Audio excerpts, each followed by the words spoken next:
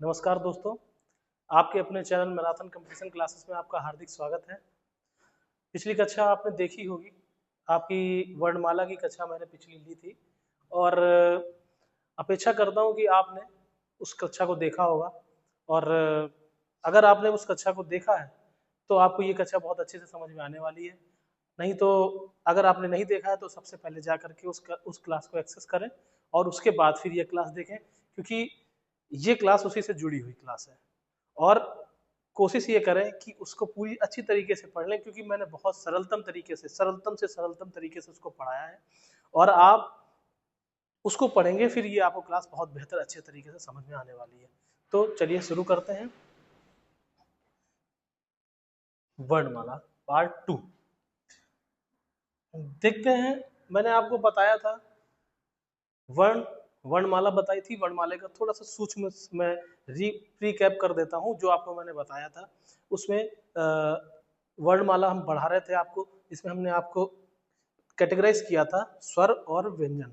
स्वर में हमने आपको स्वर सारे दिखाए हुए, सारे स्वर मैंने आपको निकाल के बताए कि कैसे उसको निकाला गया, कैसे उसको हमने बाहर निकाला और उसका प्रयोग स्टार्ट कर दिया। स्वर जो है स्वयं से उच्चारित होने वाली ध्वनियां हैं और वो स्वयं से कैसे दिखती हैं वो आप पिछली पिछली कक्षा में जाके देखिए, बहुत ही बेहतरीन तरीके से समझाया है। आप उसको पढ़ लेंगे तो आपकी आने वाली क्लासेस बहुत अच्छी हो जाएंगी। तो यहाँ पे मैंने स्वर स्वर के बारे में आपको बताया था। उसके बाद अब हम जो शुरुआत करने जा रहे हैं वो व्यंजन की शुरुआत करने जा रहे हैं दोस्तों। व्यंजन व्यंजन क्या चीज है उसकी हम परिभाषा आपको बताएंगे। उसके बाद व्यंजन कैसे निकले, उसके बाद व्यंजन कितने प्रकार के होते हैं, कैसे बोले जाते हैं और उनका उच्चारण कैसे किया जाता है, वो मैं आपको बताने जा रहा हूँ। मैं आपको जो जो कैटेगराइज किया है, जो मैंने आपको विच्छेदित किया है, भागों में बांटा हुआ है, वो मैंने दो भागों में बांटा हुआ है। और किस आधार पे बांटा हुआ है बच्चों?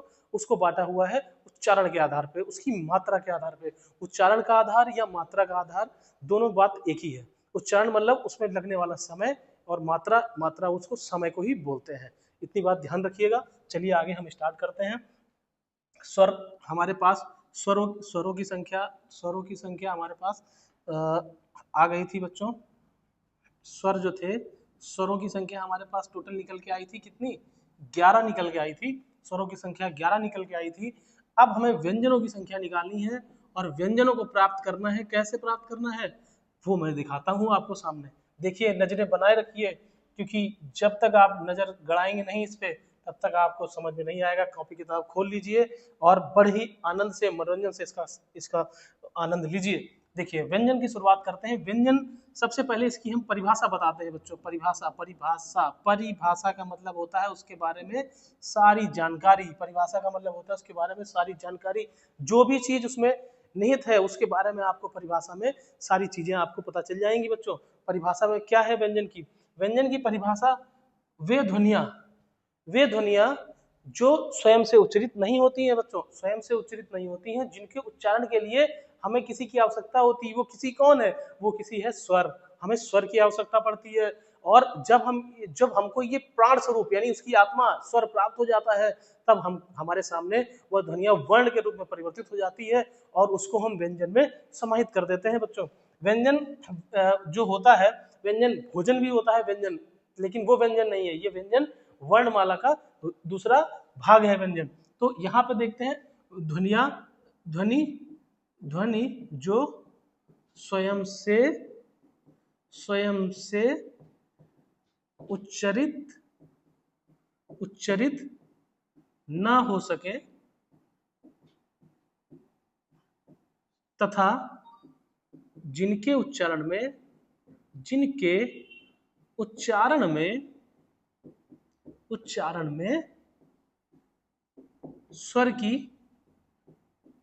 स्वर की सहायता लगे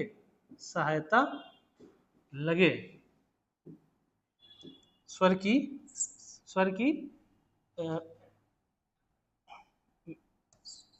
में स्वर की सहायता लगती है, क्या कहलाते हैं? व्यंजन कहलाते हैं। क्या कहलाते हैं बच्चों? व्यंजन कहलाते हैं। ये चीज आपको समझ में आई? वे ध्वनियां जो स्वयं से ना उच्चारित होकर के किसी स्वर की सहायता से उच्चारित होती हैं क्या कहलाती हैं? व्यंजन कहलाती हैं।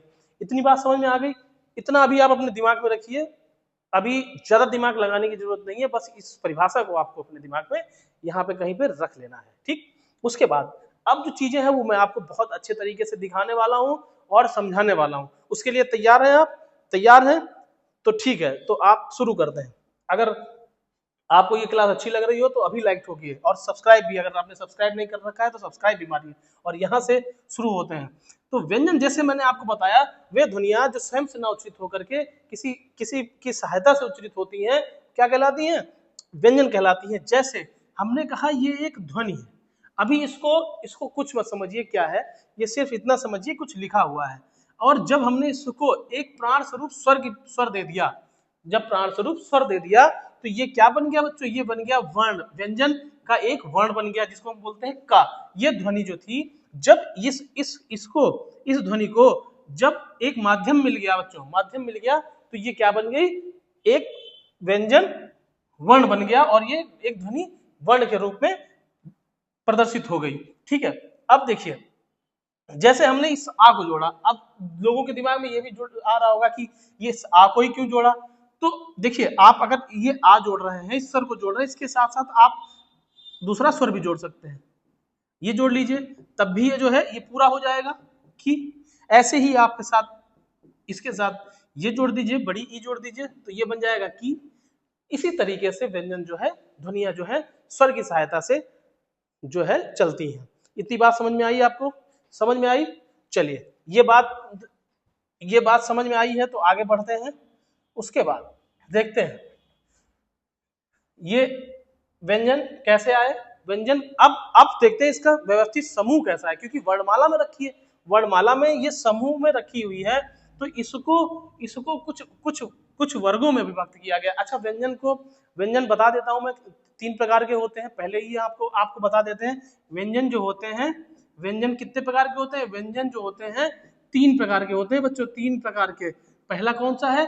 उच्चारण के आधार पर बच्चों, उच्चारण के आधार पर। किसके आधार पर? उच्चारण के आधार पर। दूसरा क्या है बच्चों? दूसरा है, आप भी हमारे साथ बोलते चलिए, दूसरा क्या है? प्राण के आधार पर। किसके आधार पर? प्राण के आधार पर। मुख से बोलते रहिए, बगल में कोई बैठा हो तो सुनने दीजिए उसको भी, वो भी कहेगा कुछ प्राण वाण चल रहा है। ठीक है, तीसरा है घोष के आधार पर। किसके आधार पर बच्चों? घोष के आधार पर, घोष के आधार पर। ठीक है, ये व्यंजन कुछ 3 प्रकार के हमारे सामने निकल के आए। पहला क्या है बच्चों? उच्चारण के आधार पर। दूसरा क्या है बच्चों? प्राण के आधार पर। तीसरा क्या है? घोष के आधार पर। समझ में आ रही है बात? चलिए, इतनी बात अभी भी आपको सिर्फ और सिर्फ दिमाग में रखनी है, इसको आप कहीं पर लिखते रहिए और सिर्फ इतना सा आप अपने दिमाग में रखिए। ठीक है, आगे बढ़ते हैं। ठीक, अब पहला जो है वो हम ले लेते हैं उच्चारण के आधार पर। उच्चारण के आधार पर, उच्चारण के आधार पर। अब देखते हैं उच्चारण के आधार पर क्या क्या है। उच्चारण के आधार पर भी 3 प्रकार के हैं दोस्तों।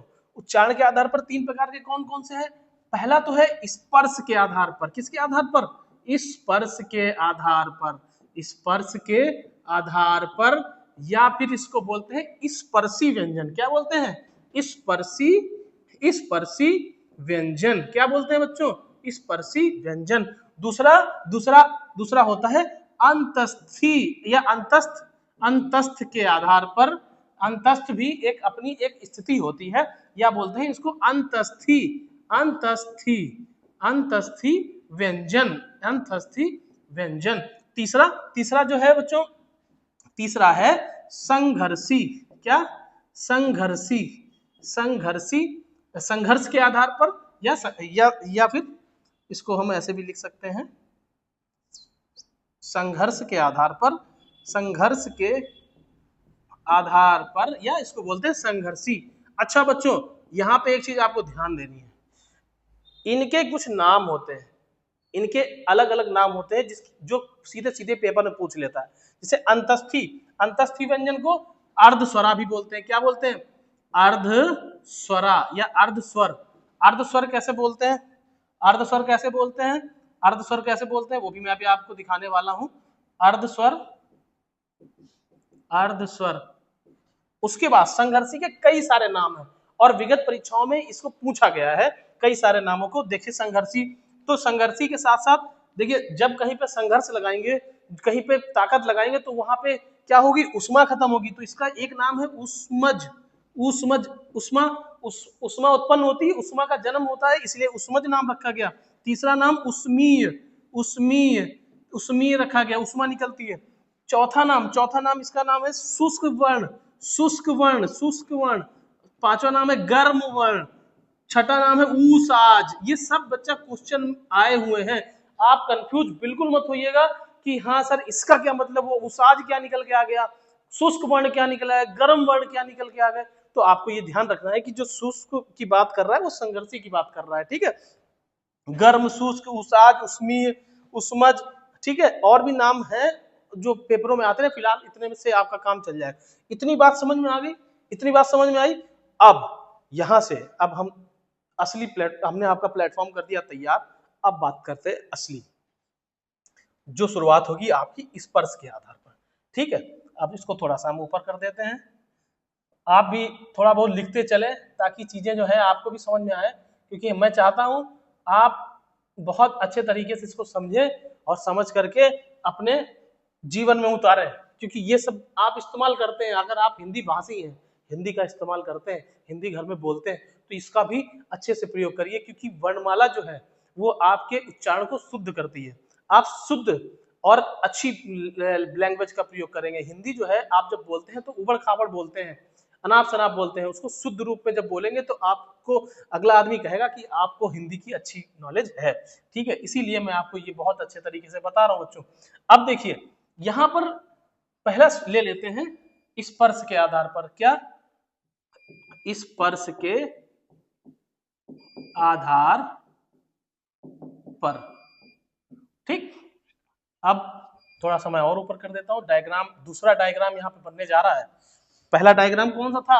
वो वाला डायग्राम। कौन वाला? वो वाला। कौन वाला? वो वाला जो आ से ई और आ से उ बना था, वो वाला, ठीक है। अब ये दूसरा डायग्राम बच्चों बनने जा रहा है। देखिए हम यहाँ पे कुछ लिख रहे हैं, ठीक, उसको बस आपको ध्यान से देखना है। सॉरी, इसको ऐसे लिख देते हैं, थोड़ा सा दूर लिखते हैं, ठीक। इसको बोलते हैं का वर्ग। क्या बोलते हैं? का वर्ग। इसको बोलते हैं शा वर्ग। इसको बोलते हैं टा वर्ग। इसको बोलते हैं ता वर्ग। इसको बोलते हैं पा वर्ग, ठीक। अब इसमें बच्चों कौन कौन से आते हैं वो भी मैं आपको दिखा देता हूं। बस अभी आप सिर्फ और सिर्फ दिमाग से बस इसको देखते, दिमाग से लगाए रहिए और बस आंख से देखते रहिए, ठीक। इसमें हम आपके जो भी हैं वर्ण वो मैं आपको लिख देता हूं।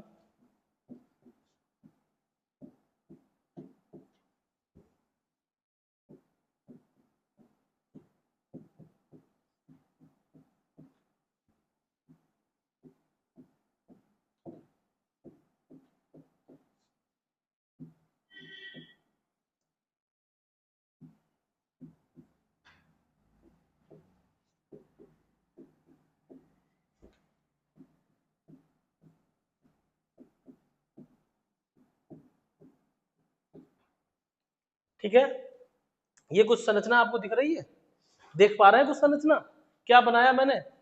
ये कुछ आप पढ़ भले ले रहे हो, अभी इसको मत पढ़िएगा बिल्कुल। इसको कैसे निकालना है ये मैं आपको दिखाता हूँ, इसको मैं समझाता हूँ आपको। और मैंने आपसे दावा किया है ये हिंदी एक प्रैक्टिकल लैंग्वेज है, प्रैक्टिकल भाषा है, तो इसको हमें निकालना है। आपको मैंने सारे स्वर निकाल के दिखाए थे, कोई किताब का इस्तेमाल नहीं किया। ये भी मैं आपको निकाल के ही दिखाऊंगा, इसमें कोई किताब का इस्तेमाल नहीं करूंगा। क्यों? क्योंकि मैंने आपको दावा किया है और आपके लिए मैंने ये बात कही है। तो अब देखिए इसको हम कहते हैं, जब हमारे ऋषि मुनियों ने इसका विकास किया था, तो ये जो निकाले, ये जो निकाल के लाए, इसको वर्गों में विभाजित कर दिया। मैंने कहा वर्णमाला, वर्णमाला मैं आपको पढ़ा रहा हूं, तो माला का मतलब होता है व्यवस्थित समूह। तो ये एक व्यवस्थित समूह है, व्यवस्थित क्रम बनाया गया है और व्यवस्थित कर करके ही इसे रखा गया। आप उबड़ खाबड़ कोई चीज नहीं रख सकते हैं, उसको व्यवस्थित करके किया गया, वही ये व्यवस्थित क्रम है। तो मैंने आपके सामने कुछ लिखा है, इस का वर्ग को बोलते हैं कंठ वर्ग। अच्छा सॉरी, अभी मैं थोड़ा सा आपको ये नहीं बताऊंगा, क्यों नहीं बताऊंगा, उसको निकाल के दिखाऊंगा। मैंने लिख दिया लेकिन कोई बात नहीं, अब आपको मैं बताता हूं। अब आपको एक काम ये करना है, मोबाइल को रखना है नीचे। मोबाइल को कहाँ रखना है? नीचे, हाथ पे पकड़े हो नीचे रखिए, और अपने कंठ पे हाथ रखिए, उल्टा हाथ, और महसूस करिए कि जब आप इनका उच्चारण करेंगे, पहली ध्वनि बोलिए, का, खा, गा, घा, अंगा। जब आप ये ध्वनियों का उच्चारण करेंगे तो आप देखेंगे एक वाइब्रेशन महसूस होगा कंठ में, और कंठ में इस वाइब्रेशन का कारण क्या है? इस वाइब्रेशन का कारण ये है कि ये स्पर्शी है, मैंने ऊपर लिखा स्पर्श, ये कंठ को स्पर्श करते हुए निकल के आ रहे हैं, इसलिए इनका नाम रखा गया बच्चों, इनका क्या नाम रखा गया? कंठ वर्ग। कंठ वर्ग क्या रखा गया इसका नाम? कंठ वर्ग। और ये जितने भी हैं ये कंठी वर्ण हैं, ये कंठ से स्पर्श करके आ रहे हैं, कंठ से निकल के आ रहे हैं। यानी जो हवा है, जब हम अंदर से हवा ब्लो कर रहे हैं तो वो हवा कहाँ पे टकरा रही है? वो हवा टकरा रही है कंठ पे, इसलिए इनका क्या नाम रखा? कंठीय वर्ग या कंठ वर्ग बोला, और ये कंठीय वर्ण कहलाए। ठीक है, उसके बाद चा वर्ग है। अब देखिए चा, छा, जा, झा, इया, इसको मैंने नाम दे दिया तालु वर्ग। लिख देता हूं मैं, तालु बोला, तालु का मतलब होता है, ये देखिए आपको अवस्थाएं बता देते हैं हम पहले। मुख में कुछ अवस्थाएं होती हैं, आपके सामने दांत दिख रहे हैं तो ये दांत की अवस्था है, उसके ऊपर थोड़ा सा बढ़िए तो थोड़ा सा ऐसे उठा हुआ पोर्शन होता है दांत से जस्ट ऊपर की ओर, तो उसको बोलते हैं तालु वर्ग। क्या बोलते हैं? तालु बोलते हैं। और उसके ऊपर अंदर की तरफ जाएंगे तो उसको बोलते हैं मूर्धा। क्या बोलते हैं? मूर्धा। और फिर ये क्या हो गए हमारे? ओठ हो गए। ये क्या हो गई? कंठ हो गई। ठीक है, तो वही चीज मैं आपको बताने वाला हूं। जब आप इन वर्णों का उच्चारण करेंगे, अब आप बोलिए दांत से जस्ट ऊपर जाके जीभ टकराएगी, बोलिए चा, छा, जा, झा, इया। तो जब आप इन वर्णों का उच्चारण करेंगे तो आपको जो वर्ण मिलेंगे उनको बोलते हैं तालु वर्ण। क्या बोलते हैं? तालु वर्ण। और ये किस में आते हैं? तालु वर्ग में आते हैं। ये हो गए चा वाले वर्ण। ठीक है, चा वाले वर्ग, चा वर्ग के तालु वर्ण कहलाते हैं। ठीक है, अगला देख लेते हैं। अगला है मूर्धा। मूर्धा क्या है? मूर्धा वर्ग। क्या है बच्चों? मूर्धा वर्ग। मूर्धा की अभी मैंने आपको स्थिति बताई। अब तालु से जस्ट ऊपर जाइए, अब इनको बोलिए टा, ठा, डा, ढा, ड़ा। तो ये जीभ जो है हमारी, ये कहाँ टकरा रही है? उस तालु से जस्ट ऊपर वाले भाग में। और जब ऊपर वाले भाग में टकराएगी तो हमारे पास ये वर्ण निकल के आएंगे। कौन से? इनको क्या बोलेंगे? मूर्धा वर्ग। आपको वर्णमाला से आपको उच्चारण शुद्ध करना है, आपको अपनी मात्राएं शुद्ध करनी है, तो आपको ये जानना जरूरी है। ये बच्चों आपको कहीं नहीं मिलेगा, कहीं नहीं मिलेगा आपको, ये सिर्फ इसी YouTube चैनल पे मिलेगा आपको। ठीक है, तो ये जो है आपको मैंने बताया मूर्धा। उसके बाद अगला देखते हैं तावर्ग। तावर्ग क्या है? इसको बोलते हैं दंत वर्ग। क्या बोलते हैं बच्चों? दंत वर्ग। क्या बोलते हैं बच्चों? दंत वर्ग। अब देखिए जीभ हमारी जो है, सारा खेल जीभ कर रही है, क्योंकि जीभ जो है वो हवा की पासिंग को मैनेज करती है। ठीक है, हवा की पासिंग, जैसे हमको कैसे वर्णों का उच्चारण करना है, ये सब जीभ ही मैनेज करती है। ठीक है, तो ये जो ता वर्ग है बच्चों, अब जब ता बोलेंगे तो देखिए जीभ कहाँ टकरा रही है? ता, था, दा, धा, ना। जीभ जाकर के सीधे सीधे दांत के पे आघात करती है, और जब दांत पे आघात कर रही है तो इसको बोल दिया हमने क्या? दंत वर्ग। क्लियर हो रही बात? उसके बाद पावर्ग आ जाते हैं बच्चों। पावर्ग देखते हैं। पावर्ग में क्या है? इसको बोलते हैं ओष्ठ। ओष्ठ वर्ग। ठीक, ओष्ठ वर्ग। ओष्ठ वर्ग, आप देखिए ओष्ठ का क्या मतलब? ओष्ठ मतलब होता है होंठ। होंठ, होंठ देखे आप किसी? होंठ सामने आपके जो है मुख के ऊपर की भाग को होंठ कहते हैं। ठीक, ये इसको ओष्ठ बोलते हैं। अब देखिए जब हम इन वर्णों का उच्चारण करेंगे तो हमारे ओंठ आपस में क्या करेंगे? आपस में टकराएंगे। बोलिए पा, फा, बा, भा, मा। देख रहे हैं ओंठ आपस में टकरा रहे हैं, तो ये हो गए ओष्ठ वर्ग। अच्छा, इतनी बात समझ में आई? इतनी बात समझ में आई? और अगर समझ में ना आई तो फिर से बैक करके देख लो, क्योंकि ये चीजें अगर समझ में आ गई तो आपसे पूछेंगे कि ढा है, ढा है, तो आप बताएंगे मूर्धा वर्ग है। अच्छा, इसको कंठ वर्ण भी बोलते हैं। क्या बोलते हैं? कंठ वर्ण। कंठ वर्ण भी बोलते हैं बच्चों। वर्ग तो है ही है, तालु वर्ण भी बोलते हैं बच्चों। तालु वर्ण। और मूर्धा वर्ण, ये सारे वर्ण में आते हैं बच्चों, ठीक है, दंत वर्ण, ठीक है। उसके बाद ओष्ठ वर्ण, समझ में आ रही बात, ये चीज समझ में आ गई। इन स्पर्शी वर्गों की, इन स्पर्शी वर्ग, स्पर्श के आधार पर कुल वर्णों की संख्या यहाँ पे कितनी निकल के आई, गिनिए जरा, 1 2 3 4 5 और पांचम 25, कितनी निकल के आई, स्पर्शी वर्ग के वर्णों की संख्या 25 निकल के आई। इतनी बात समझ में आ गई। अब थोड़ा और ऊपर चलते हैं, ठीक है, ये समझ में आया बच्चों। अब हम देखते हैं कुछ और। अब दूसरा दूसरा हमने आपको बताया था किसके आधार पे, अंतस्थी के आधार पर, अंतस्थी के आधार पर, अंतस्थी, ठीक, या इसको कहते हैं अर्ध स्वरा, अर्ध स्वर या फिर अर्ध स्वरा। नाम देखिए, इसको ध्यान रखिएगा, नाम ही जो है कंफ्यूजन करते हैं।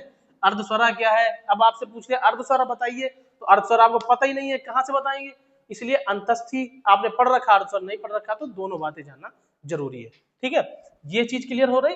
अब इसमें देखते हैं ये कौन से हैं। दूसरा जो है, जो दूसरा है वो है, देखते हैं, इसमें लिखा हुआ है या, रा, ला, वाह, ये ऐसे ही नहीं आए हैं, इसको निकाल के बताता हूं मैं, अगर मैं बताऊंगा नहीं तो मेरा कमिटमेंट खराब हो जाएगा बच्चों, तो इसको भी देखिए कैसे निकल के आए हैं, ठीक, इसको भी देखिए, बड़े ध्यान से देखिएगा। ये जो है, ये मैं जो मैं लिख रहा हूं, इसको मैं डिस्क्रिप्शन बॉक्स में डाल दूंगा, आप पीडीएफ उसकी डाउनलोड कर सकते हैं, जो भी मैं ये डाल रहा हूं, ठीक है, पहली क्लास का भी और दूसरी क्लास का भी आप लोग एक्सेस कर सकते हैं, और इससे आप अंदाजा लगा सकते हैं जो मैं लिख रहा हूं वो भी आपको इजीली मिल जाएगा, इतनी भी सुविधा मैं आपको दे रहा हूं बच्चों, ठीक है। अब देखिए ये या, रा, ला, वा निकला कैसे, अब देखते हैं, इसको बहुत ध्यान से देखना है बच्चों। मैंने कहा संस्कृत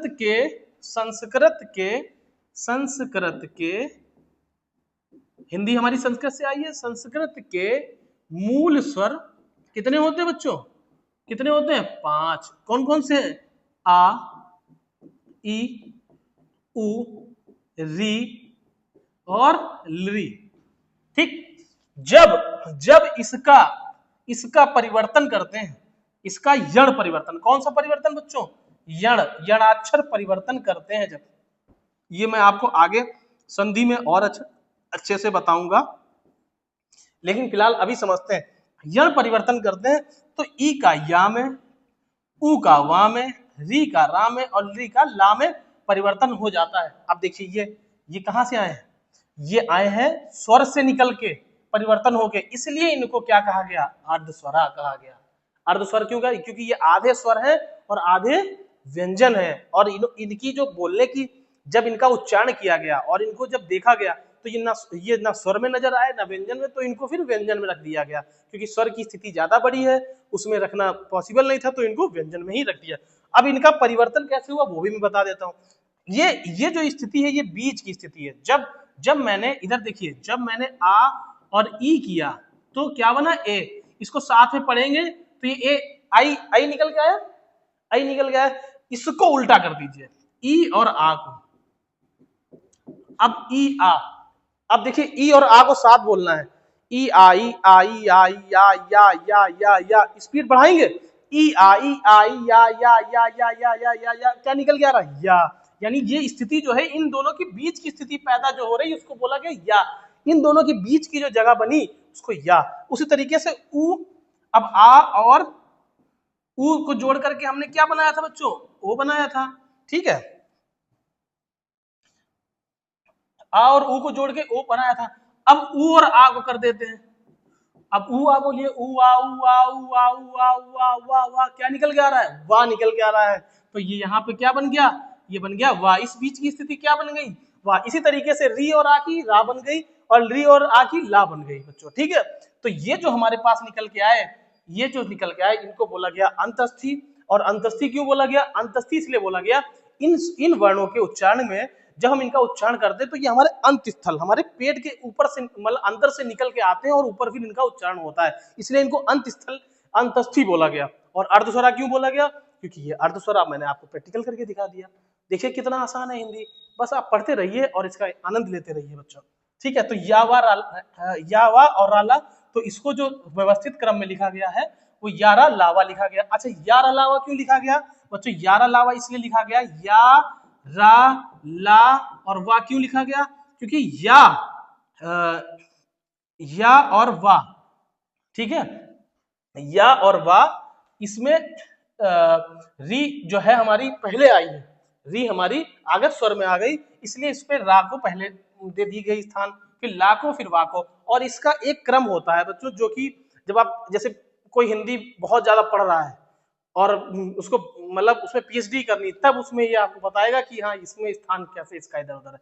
बाकी ये जो है इस तरीके से इसमें लिख दिया और पढ़ने में भी सुगम है, तो आप पढ़ने के हिसाब से देख लीजिए। फिर इसका या और वा को स्पेशली नाम रखा गया, स्पेशली नाम रखा गया अर्धस्वर। अर्धस्वर क्यों रखा गया बच्चों?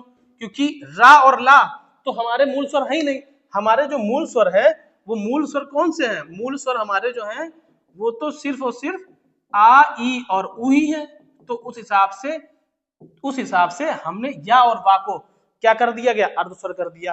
रा का नाम हमने रख दिया गया, रा का नाम रख दिया हमने प्रकंपित। प्रकंपित क्यों रखा गया बच्चों? देखो ये भी बता देता हूं। प्रकंपित, रावण, रा से राम, रा से रावण, ठीक है, जितने भी रा से नाम है उनको, उनके नाम लेने में जबान कपकपाती है। रावण का उच्चारण करते ही जबान कांपने लगती है, समझ रहे? जब रावण ने राम बोला तब उसकी जीवा कांपी, जब राम ने रावण बोला तब भी वो उनके अंदर थरथराए कि रावण के अंदर ये ताकत है, रावण ने कहा राम के अंदर ये ताकत है। इसीलिए रावण में क्या है? कंपन है। जब आप रावण का उच्चारण करेंगे तो जीभ घर करेगी, राम, तो जीभ में कंपन पैदा होती है, यानी इस वर्ण का उच्चारण करते ही, जिस वर्ण का उच्चारण करते ही हमारी जीभ कांप जाए, तो इसलिए इसका नाम प्रकंपित रख दिया गया बच्चों। और जब कोई चीज कांपेगी या जब किसी में कंपन होगा तो उसमें एक वाइब्रेशन पैदा हो जाती है, उस वाइब्रेशन का नाम यहाँ पे रख दिया, इसको बोलते हैं लुंठित।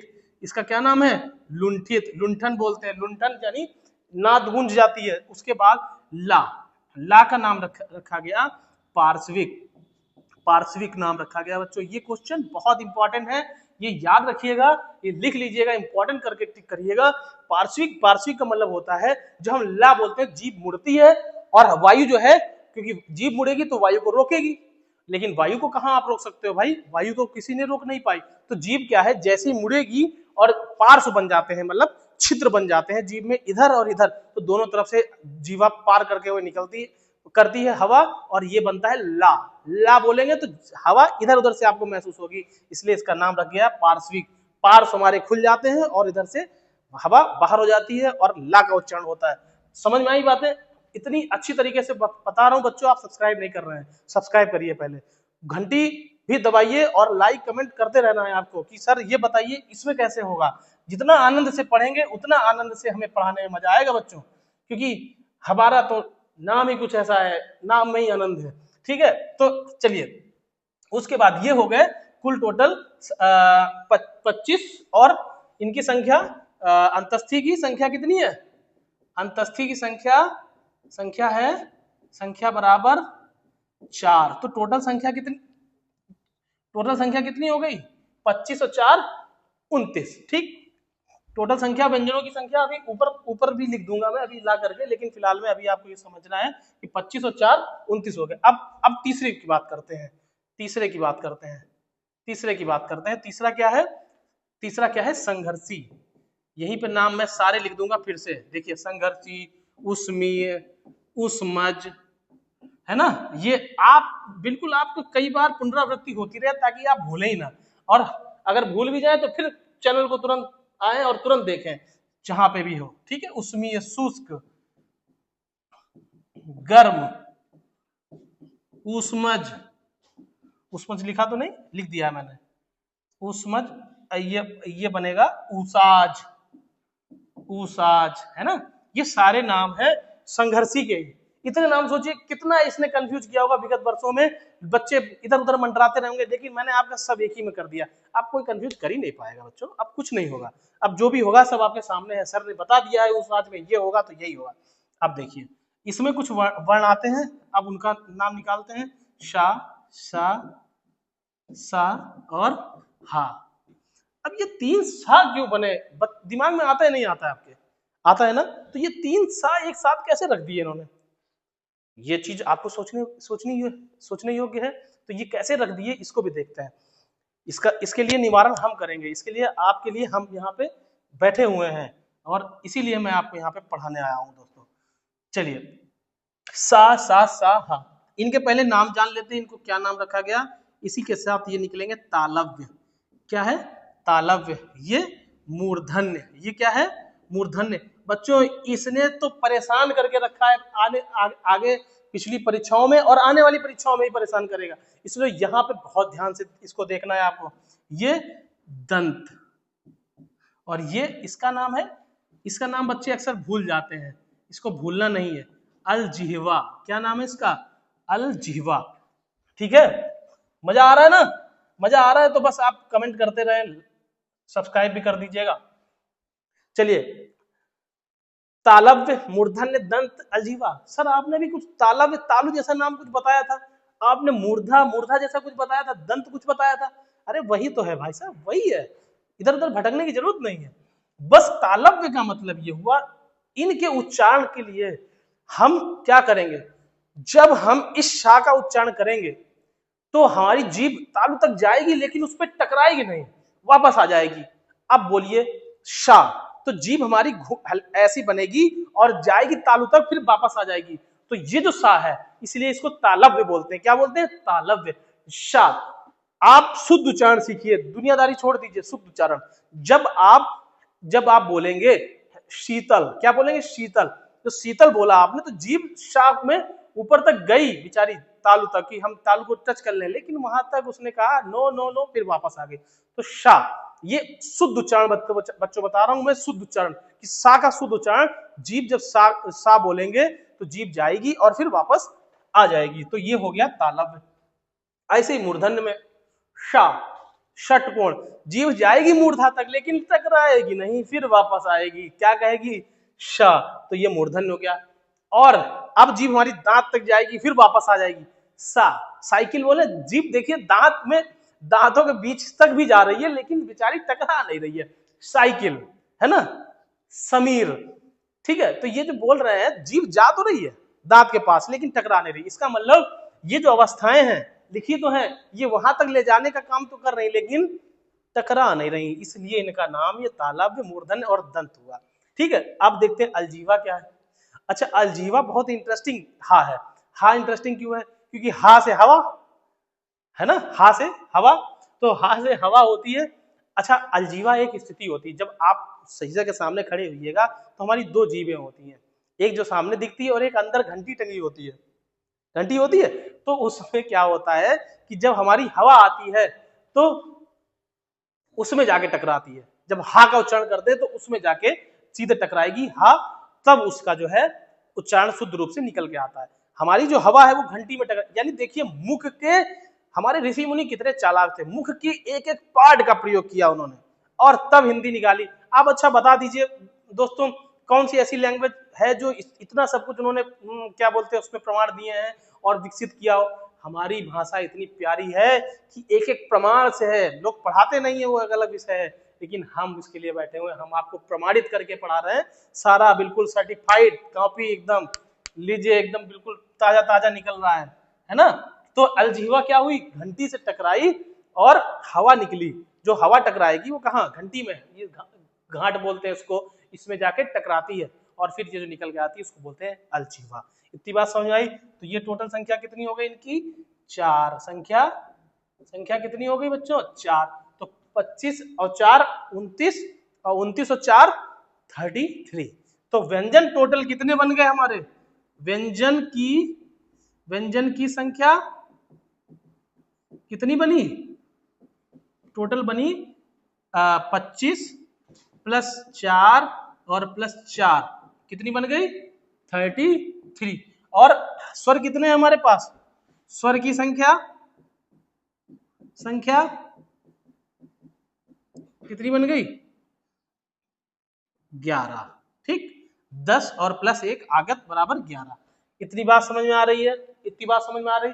अब आगे बढ़ते हैं। अभी इतने से ही काम नहीं चलना है, क्योंकि हमारी अभी वर्णमाला कितनी हुई? 33 और 11, ठीक है। कितने हुए? 44। तो इतने ही अभी बने। अब आगे बढ़ते हैं। पूरे 52 के 52 दिखाऊंगा आपको, ठीक है। उसके बाद अब आ जाते हैं, कुछ और हैं संयुक्ताक्षर। क्या है? संयुक्ताक्षर।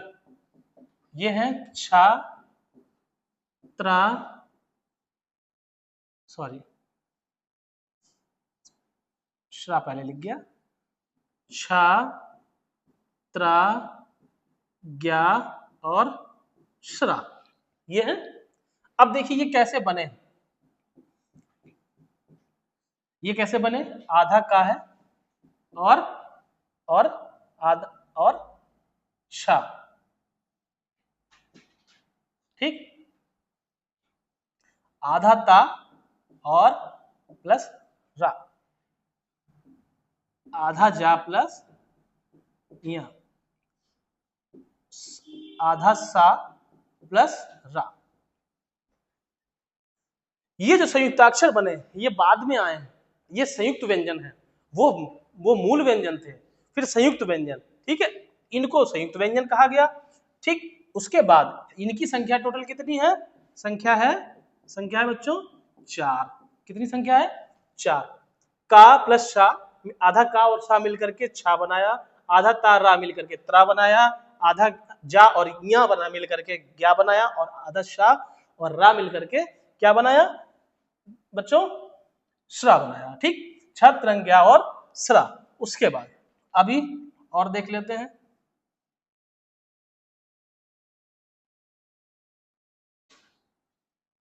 हमने देखा उच्छिप्त व्यंजन। क्या बच्चों? उच्छिप्त व्यंजन।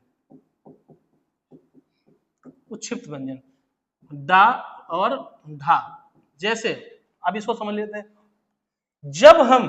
जब हम लिखते हैं डलिया, तब इसके अगर डा से शुरुआत हो रही है तो इसके पीछे नुक्ता नहीं आएगा, ठीक है। जब डा से शुरुआत हो रही है तो नुक्ता नहीं आएगा, लेकिन जब ये बीच में आएगा, जैसे घो ला, तब ये नुक्ता आएगा। यानी जो डा है, डा अगर पहली स्थिति के बाद दूसरी स्थिति में प्रयोग हो रहा है तो उसमें डा आएगा। जैसे ढोलक, अब हमने किया ढोलक, ढोलक लिख दिया तो ढोलक में ढा में नीचे नुक्ता नहीं आया, लेकिन जैसे ही हमने लिखा बढ़िया, बढ़िया, वैसे देखिए इसमें नीचे नुक्ता आ गया। इसका मतलब ये हुआ कि यदि डा और ढा जो है अगर शुरुआत करेंगे तो नुक्ता नहीं आएगा, लेकिन अगर बाद में आएंगे या बीच में आएंगे तो इसमें नुक्ता का प्रयोग किया जाएगा। तो टोटल संख्या कितनी हो गई? टोटल संख्या हो गई 2, ठीक है।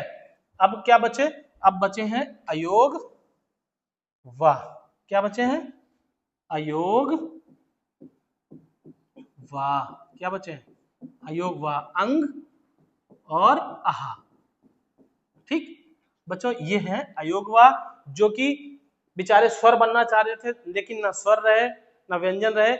लेकिन ये इतना दिक्कत पैदा करते हैं आगे आने वाली इसमें कि हमको भी चाहिए जगह। तो ये जो है इनका भी इस्तेमाल बखूबी होता है। जब संधि करेंगे संधि में भी आएंगे, और जो भी आगे आने वाली क्लासेस हैं उसमें भी देखेंगे कि इनका इस्तेमाल बहुत अच्छे तरीके से किया गया। तो इनकी संख्या टोटल कितनी है बच्चों?